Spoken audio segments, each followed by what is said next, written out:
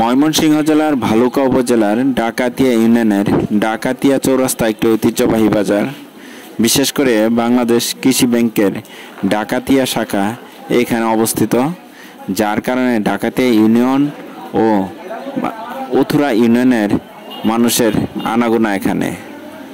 আপনারা যারা ডাকাতিয়া চৌরাস্তা বাজার আসতে চান, বিশেষ করে ভালুকা থেকে যে সিএনজিগুলো আসে সরাসরি কচুয়া, এই সিএনজি করে সরাসরি আপনারা ডাকাতিয়া চৌরাস্তা বাজার চলে আসতে পারেন।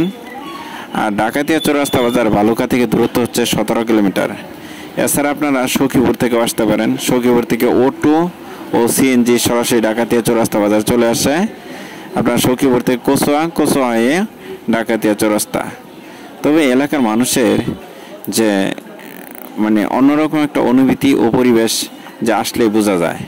বিশেষ করে যে ডাকাতিয়া চৌরাস্তার এলাকার মানুষের বেশিরভাগ চলাফেরা হচ্ছে সখীপুর ও টাঙ্গাইল। আর এই এলাকার মানুষ বিশেষ কোনো প্রয়োজন ছাড়া ভালুকা যান।